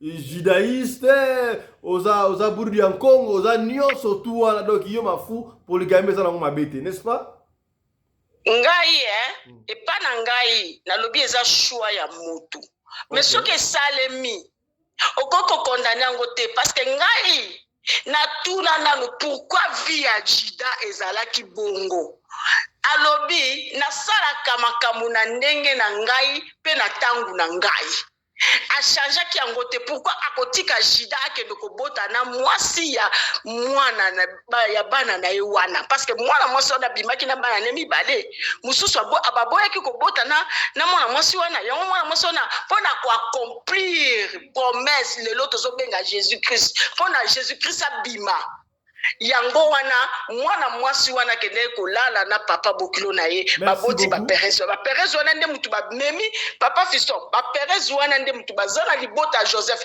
Marie azwi zembi eza Saint Esprit mutaki atie parole Marie azwi atie semence na ye Marie azwi zembi ayebisi Joseph pona ni Joseph andimaki yango parce que ayebaki ke funa banga nzambe alors bato bazobake polygamie eza na makasi na biso te papa fiston ezaka na makasi na biso te biloko wana nyonso wana eyaka na makasi na biso te soki nzambe alobi ke nalobi boye nde boye kosalema yango wana azoloba likambo ya Salomo alobi vanité de vanité mais Salomo azalaki mwana 40e femme abimi king mpona nini bazwaki oyo mosusu oyo alingaki alanda papa ne na kuto te azalaki mwana mwasi ya liboso te donc c'est pour vous dire que mutu moko akoki kodéchiffrer volonté ya nzambe te donc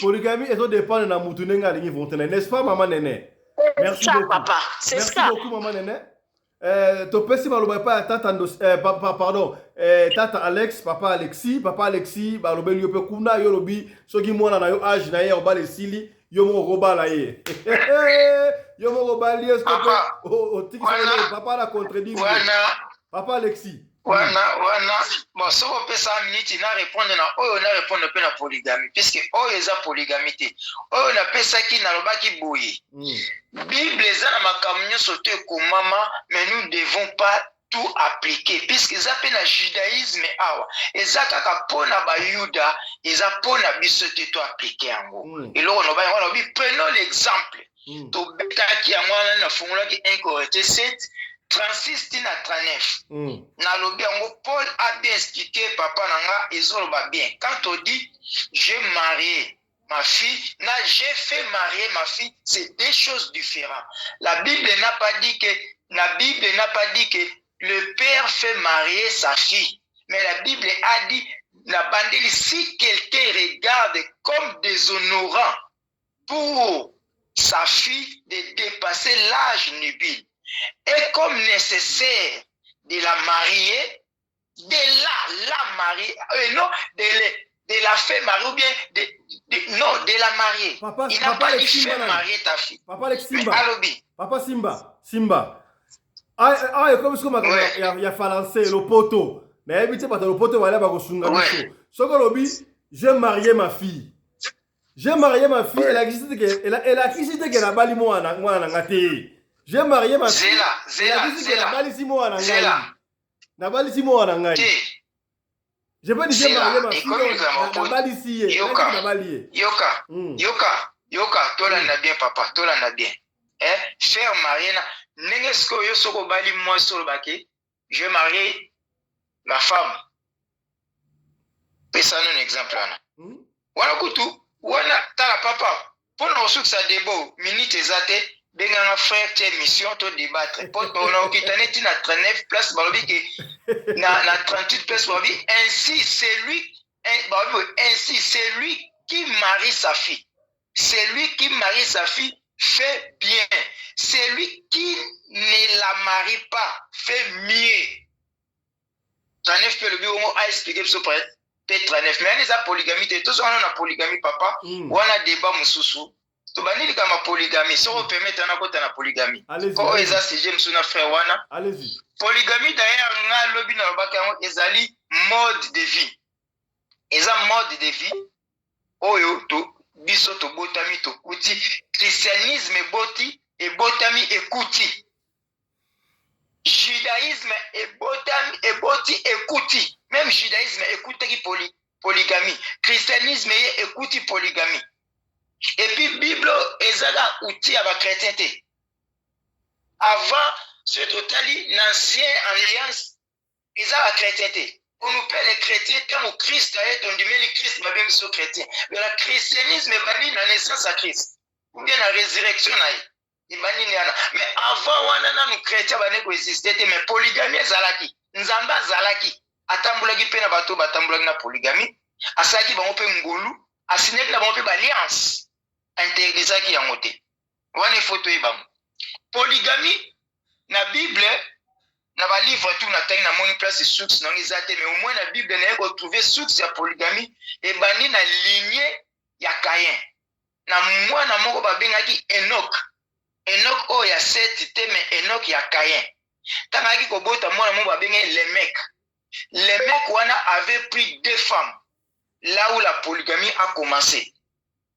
Maintenant question ya Abraham avivaki na polygamie te mais avivaki na Agar na concubinage abalaki Agar te abalaki Agar ne to baba papa siko aza na mwasi na ndako mais aza so na chicha na ye wana eza polygamie te na aza ko tricher mais soki abali ye ke mwasi ya ndako yebi ke naza pe na mwasi musu deuxième femme aza mobile na bala c'est la polygamie papa Aleximba Abraham azalaki papa Simba omisela omo bo epesi mutu ko swa siko vedi so kwa soki papa aza na mwasi na ndaku eke aza na makambu moko mbale misatu bana waya za polygamie te polygamie ka ifo bala ye wana polygamie eza oyo oki obali mwasi ko polygame donc obali mwasi wana obali ye akomi soko zobota libana ce n'est pas vie à polygamie wana ekomi impudicité okomi kosala impudicité libanda la bible est impudicité comme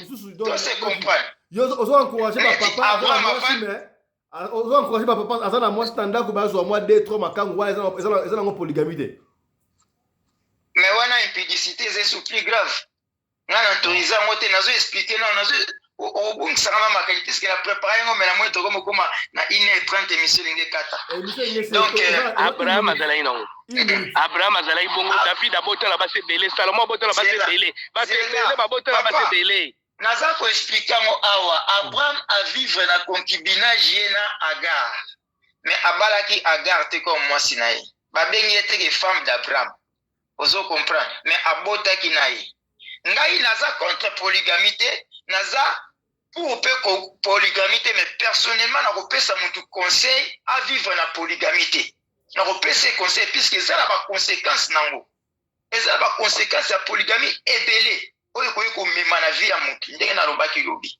bana na sima ya liwa ya papa wana bana ya liu na sima papa wana bakozala désorienté, diviser au côté de la famille, la s'accélérer au côté de la famille, en défaut peut inceste au côté de la famille. La polygamie.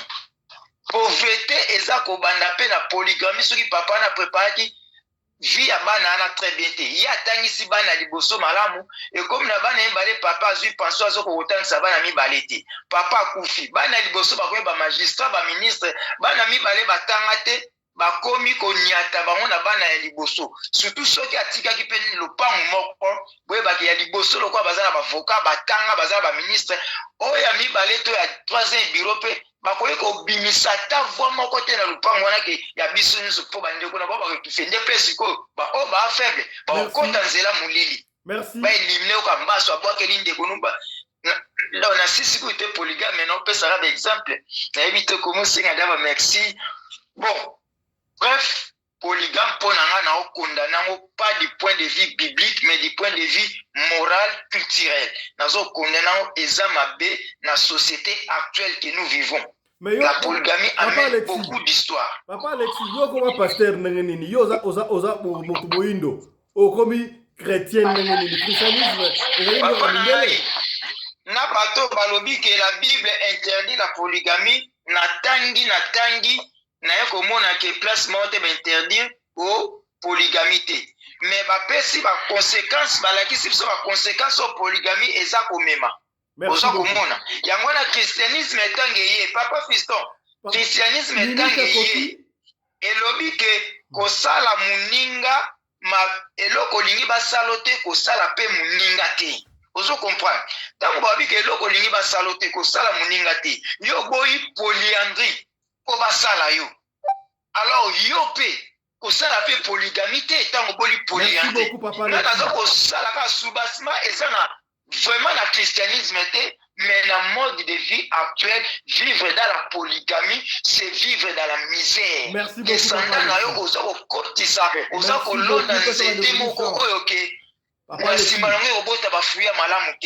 beaucoup, merci beaucoup. Merci beaucoup. Et monsieur Okata n'a pas minutes. Papa Alexis. Papa Alexis, merci. Papa Alexis, merci. Oh là là. Papa Alexis. Papa Alexis, merci beaucoup. Je viens de parler. Papa Alexis, merci beaucoup. Passe à de bonnes chances. Commandant Anderson.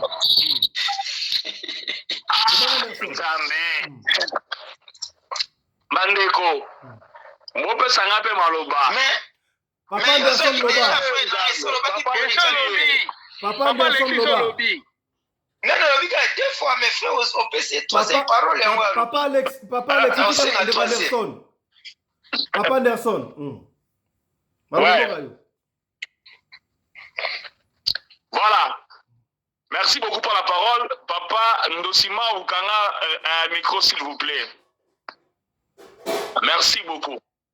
Moi, Mboka Fisson Pelende, na mono on dirait, ma sujet autre, comment on a papier parce que les abablés ont sous les préparé et bien il faut développer en haut. Makamou ya christianisme, bundudia Congo, différentes religions, il faut tout le béla en haut.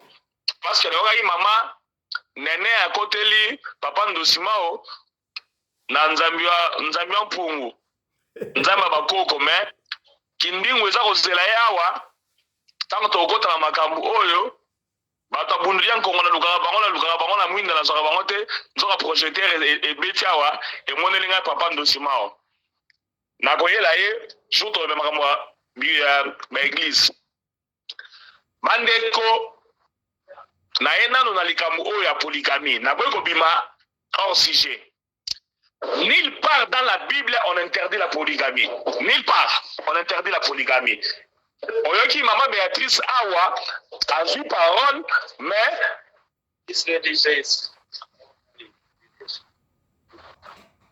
alors maman Béatrice a eu parole à l'objet d'après hier polygamie eza malamu te wana ezali ye ezali bible te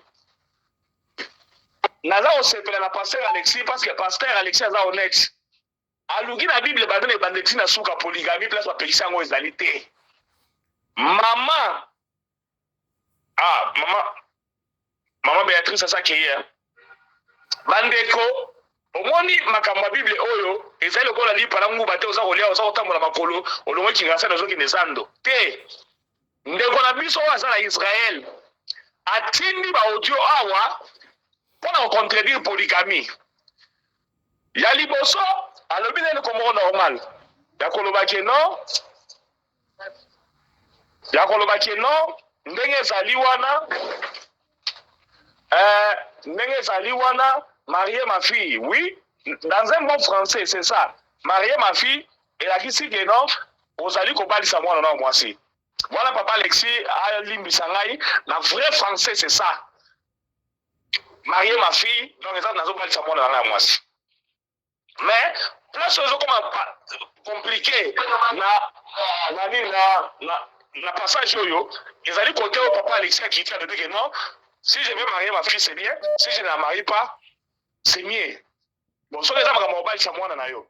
Donc so ko bali sur moi na note et comme madame. Donc place wana na boyo kota na mozindo nalobi kaka makambo oyo ya français ya bon français mais ndeko oyo azali na Israël pasi ezali ke alobi mpe asilisi ke bible boyi polygamie mais na passage biblique oyo aza kopesa biso ezali place bandimi baye pa ya Jésus batuni oyebisa ke non Moïse apekisaki biso makambo ya divorce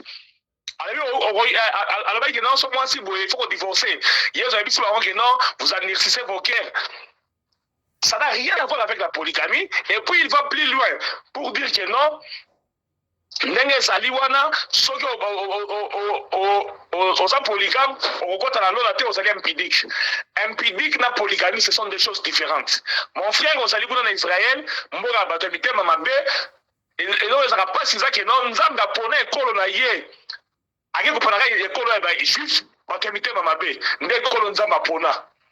Problème est mais naïbi sur quand abondé qu'on a sepelé pour reconnaître que non les juifs ce sont les hommes brutaux bato muté mama be ko les gabateurs sont qui les arabes juifs mais ndeko na ngai na Israël kuna place ozali impudique ezalité polygame so ba lebi ke ba impudique ba okota na lola te les impudiques ne sont pas des polygames yé la biso passage biblique on lebi que non nzambe ya boy polygamie biso to fandeli ndi wana ezalité nulle part dans la Bible.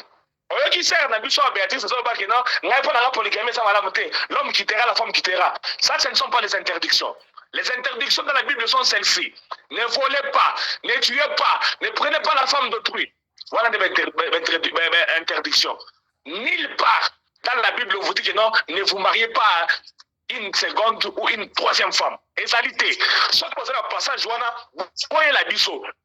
Bandato banditi sikoyo bino bato o bozali ko boya polygamie bozali ko convaincre biso te ndeko Israël a yebi Bible ebele mais akoki ko lakisa biso passage wana te oyo lobi na Bible ke non soko bali mwasi ya mibale Bible pekisi yango et puis il va nous dire que non soko lingo kota na lola kozala impudique te mais être impudique n'est pas la polygamie mon cher ami qui est là-bas en Israël.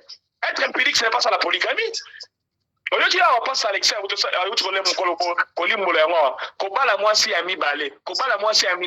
c'est ça la polygamie. Et ça n'est pas l'impudicité. Donc, yo, vous allez au candidat que non, quand c'est l'impudicité, il y a une polygamie. Voilà la polygamie. Biso toza ozela bino baye o vous allez contre polygamie, boye la biso passage biblique, oyo le but que non, ko bala mwasi ya mibale te, ko bala mwasi ya misato te. Na bandi tolokani na kati awa bambodi ezali tozo continuer na sujet la biso suka oyo na ebite so to débattre yango pendant combien de temps. Merci beaucoup commandant Anderson Congolais Djobo. Voilà, to pesi baloba rapidement et pas ya papa Samba na Canada papa Samba rapidement aimer Samba polygamie ezali malamu to mabe bino ba chrétien. Merci Fiston. Yokindi bandeko balobi. C'est vraiment plaisir, Mingi. J'ai toujours aimé rencontrer encore des jeunes gens congolais. On va l'appeler Mayele. On va débattre des problèmes, il y a bouillé. Il y a beaucoup de bâtiments. Félicitations à vous tous, jeunes gens. Amen. Merci, papa. Merci, papa, merci. J'ai dit jeunes gens parce que moi, je suis au-delà de la soixantaine. Donc, je suis déjà vieux. Alors, on parle de la polygamie. Naina recadré le roman que papa Fiston peut-être aux angatami di beloko de kobalobi ce qui deuxième tour aux alato continuer sur Kali Kamboyo et aux a très bien. Na aucune de komoko alobi wana que Abraham était un musulman. Alors na lingi to longo la makanisi wana parce qu'au temps d'Abraham il n'y avait pas de christianisme ni de l'islam. Biloko mibale wana ebima kati ya Abraham. Et naokaki ndeko moko mukomsu na mission wazoloba que Jésus-Christ est le fondateur du christianisme. Natangwa Jésus-Christ le christianisme n'existait pas. C'est après lié qu'à Antioche, on a commencé à appeler les partisans de Jésus-Christ les chrétiens. Le mot chrétien n'existait pas au temps de Jésus-Christ de son vivant. Alors, la polygamie. Nous devons savoir d'abord, on a séparé la définition, il y a la définition de polygamie. C'est une situation, c'est une situation dans laquelle un individu dispose au même moment de 2 ou plusieurs conjoints ou conjointes. Donc l'individu là peut être homme, l'individu là peut être femme. La polygamie, lorsque une femme est polygamique, on dit qu'elle est polyandre, c'est-à-dire qu'elle pratique ce qu'on appelle la polyandrie. Et lorsque l'homme est polygamique, on dit qu'il pratique la polygénie. C'est-à-dire la polygamie pour les hommes, c'est la polygénie. Donc, un homme est polygénique lorsqu'il est polygame. Et une femme est polyandre lorsqu'elle est polygame. Donc, polygamie, c'est un terme qui s'applique à Nabasipe Namibali. Pour un petit recadrage, ça n'a.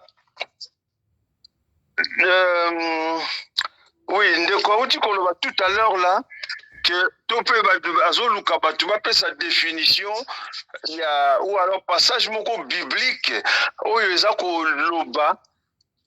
sur la polygamie, que tu ne seras pas polygame. Bien aimé, et ça, dans ma cambo misusu mingi, comme ami na gati la Bible, c'est Tolandi, au monde balobi na biso, Jésus-Christ avait fait encore beaucoup d'autres miracles après sa résurrection qui ne sont pas écrits dans la Bible. Mais ceux-ci ont été écrits pour votre instruction. Papa aimé Samba Simba. Et ça, pour notre instruction. Papa aimé Samba. Papa aimé Samba Simba. Oui. Simba non papa. Nambono solo papa mingi Jésus alobaki Jésus avait dit. Qui est ce Jésus là? Jésus là. Ah OK, d'accord. Na confusion peut côté mingi mo mabe comme mingi peut na mokili oyo depuis batumo ba ele biso makanisi que Jésus motakela mokili oyo. Jésus za nani? Mais Jésus on a solo belezali oyo babengi Jésus Christ oyo selon les Écritures. Et l'objet que Jésus-Christ, Fils unique de Dieu. Les Écritures de qui? Qui a écrit cela? Qui est Fils de Dieu? Bible toute écriture est inspirée de Dieu. C'est-à-dire que c'est de la part de Dieu. C'est de la part de Dieu que les hommes ont écrit. Papa aimé, nani ana Bible wana? Comme Bible et certaines autres personnes ma version est béné. C'est la Bible. Tu as une réponse concrète. Papa, il y a une réponse concrète. Bible, on a en Afrique, pas votre moïno. Ah ben oui, vous comprenez. Batouana, oyo bazwaki basalaki Bible bakangisaki histoire wana pour basala ngo livre moko bazwaki bakomi pas boye baye nango tango tata ona Gutenberg a inventaki imprimerie babia bonto eloko alibusu de ko imprimer awa ezaka mukando nde ba Bible premier livre d'impression. Papa Samba Mukando bengi Bible wana est différent dans le livre de géographie dans la classe.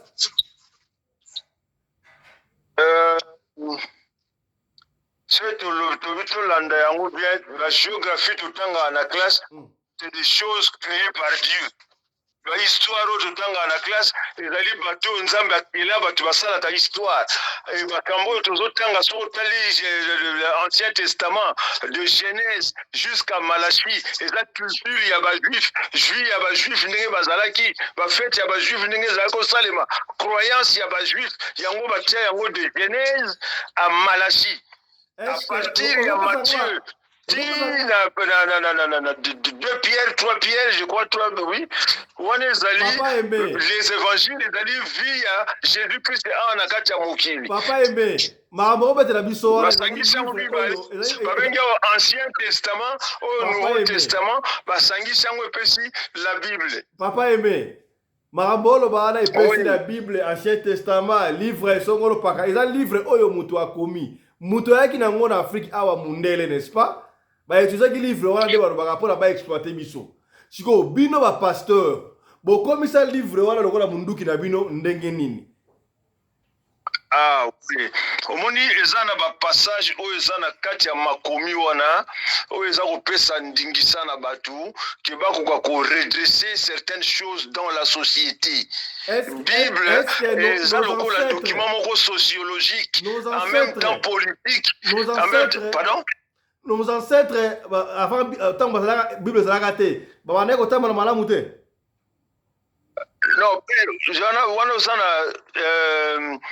makanisi ya mabete kati ya mutu na yo parce que bakoko na biso ntango bazalaka kondimela nzambe moko na okende ko atangi kombo ya nzambe tulendo baterminologie wana yebi yango te eza na Kikongo nga na yebi Kikongo te mais pa na biso epa bakoko na nga bauta epa ya batetela ntango bazali kobenga nzambe bakobenga esambi onia shongo la toyalaka na kitetela kisi éternel. Ok, nzambe na yo abatetela wana siko otika ye au profit ya nzambe ya batu mususu. Natika ye te po bakoko na nga batikala kobetela nga lisolo ya nzambe wana te. Et de l'autre côté, bayena lisolo balobi non, il y a eu tel événement, et Christ a lobi na batuana, vous serez mes témoins depuis la Samarie jusqu'en Judée et jusqu'aux extrémités de la terre. Les extrémités de la terre, les ali moi bouo nga nazali, moi bouo yo zali, o bande comme ça na Chine, ils ont extrémités de la terre. Et ma solango e khomelinga ya en extrémité de la terre esikana ali, nga pe naza ko panzango malembe pour que pona konyokola batu te konyonga batu te mais pona ko redresser makambo mo na kati ya société et batu misusu ba bandi moko baye comme bandi spirituel baza bota ba désordre pona ko boma makambo ngo. Papa Samba yango no so na moko ba oki quelque part ba pasteur ni bale bandongwani parce que ma solango zo ke tout droit te. Papa Samba ndeko mo akomeninga awa est-ce que abina tuna bino boyebi ke bana Israël a soza ba congolais. Bon hello wala na linga honte. Alinga démontrer Israël za na Congo te batika ba juif bazali biso ba congolais. Soki ndamba ndeko azana kanda katinga maloba na comprendre te? Non, si vous voulez intervenir, intervenez, vous intervenir. Intervenir. Ok, d'accord. Ok, d'accord. Mais pensez que Israélites, ceux qui banani to ko benga bango, ezali ba congolais, en tout cas pour ngai ezali hérésie. Ezali eloko moko eko exister te. Parce que ceux qui te le bien na kone pa ya bayuda esika paradis terrestre ezalaka esika dana Eve bazalaka babi ezalaka na Congo te parce que baotanga ba fleuve mibale le Tigre et l'Euphrate ezalaki na place wana Tigre na Euphrate ti lelo ezali ezalaka awa te Tigre na Euphrate ezalaka kuna na Irak pa Saddam Hussein donc makambo banda côté kuna mais d'une certaine manière, l'Afrique est le berceau de l'humanité. C'est-à-dire que Congo. Alors, je permets de revenir dans ma polygamie. Allez-y, 2 minutes, on va finir. On me fait si Donald largement dépasser les temps ici. 2 minutes. Alors, moi, dans la polygamie, tant que tu as condamné Moutou, azalingi basi mibale, c'est parce que le cœur de l'homme ne peut pas être divisé en deux. Au katindambo pesi mari, au katindambo pesi bébé, quelque part eloko moko ko basculer la balance. Alors pour éviter kotia batu na kati ya ba contre-temps wana, il vaut mieux mutu na mutu azala na mobali na ye, mutu na mutu azala na mwasi na ye. Yango na moi passage ndeko ba mesana ko utiliser, il y a l'homme quittera et s'attachera à sa femme. Et ils deviendront tous deux une même chair. Vous pouvez quitter les lotés, vous pouvez s'attacher à Marie, l'homme vous quitter les choses, vous pouvez s'attacher à Marguerite, yomoko nangaba, yomo na mombele, pardon, yomo na livulu, yomoko wapi. La candice est facilité pour nous. Et pour la morale surtout, il y a bana obaroya, ils appellent normal, ils correct mingité. C'est vrai que la Bible ne dit pas je vous interdis d'être polygame. Mais lorsque la Bible parle, je ne sais pas l'autre mot qu'ils ont cité là. Voilà, merci beaucoup. Merci beaucoup. Pardon, moi je vais parler surtout de l'adultère. Merci beaucoup. Adultère, l'autre sens, il y a polygamie, la bigamie. Ça, on n'en a pas parlé. Merci beaucoup, Papa Parce que Samba. la bigamie, c'est le fait que Moutou, il a déjà marié. On appelle ça la bigamie. Papa Samba. En France, Papa Samba. Merci beaucoup. Vraiment, nous sommes obligés d'arrêter parce qu'on a largement dépassé. On a pris pratiquement 2 heures du temps. Donc, on va revenir sur ça. Tu m'as donné la parole en dernier et puis les gens ont dit des choses que moi j'avais autre chose à dire aussi. Papa Samba, nous sommes à la télévision. On va revenir. Oui. Chaque jour, on est là chaque jour à 17h30 temps universel pour la Solaka Makampo et la communauté Nabiso. Mesdames, Messieurs, c'est par ici que nous bouclons cette émission. Je crois que Lelo et Zalaki na Esengo Kitoko Moudam tiré par Naye et pas Iwapi aussi. Si tu es au Zonga de Soussou, on a chaque fois, ce que ça n'a pas besoin de Basije, Moko Songolo, Tinderabiso, SMS, Tinderabiso, WhatsApp, pour Basije, pour répondre à Kosunga. Oh, tout ça là, Awa, et Zali, teke, tout ça qu'on nuire Batou, tout ça qu'on nuire communauté, tout ça qu'on Sunga, et si quand de quoi, Koyaki, yo Okoyate, et si quand de quoi, Koyate, Alongi, Yope, Olonga. Quant à nous, on vous dit au revoir, à demain. Portez-vous bien, santé de fer à tous. Chap chap. Et tchara. Et tchara.